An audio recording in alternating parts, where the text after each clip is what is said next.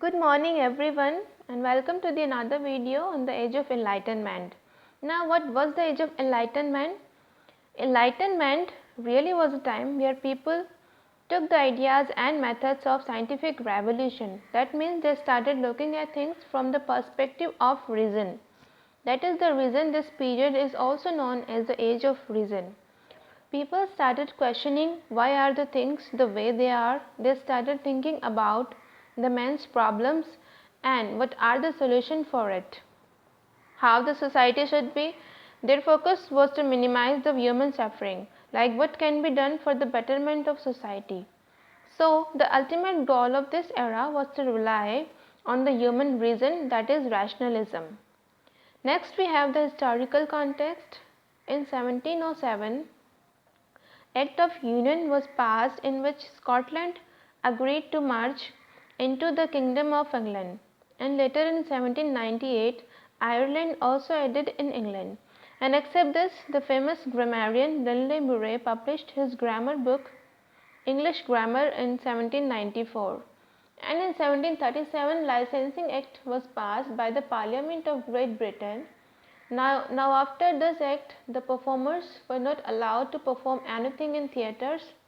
Now they were not allowed to say anything about the British Parliament. So now the British Parliament had control over their performance. So till now we have studied about the characteristics and the historical background of this era. Now let's talk about the major writers and the important works of this period. One of the most important writers of this period is Alexander Pope, who is famously known for his mock heroic poem Rape of the Lock. The first edition, this poem was written in 5 cantos. The first edition came in 1712, that was in 2 cantos.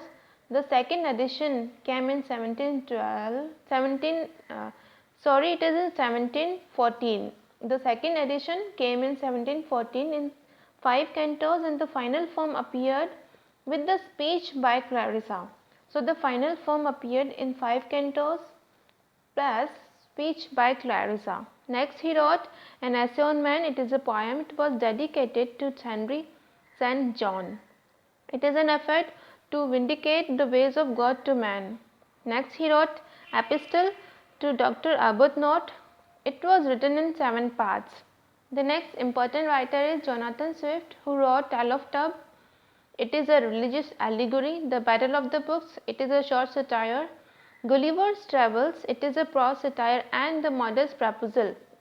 It is a juvenile satire. Next we have Samuel Johnson.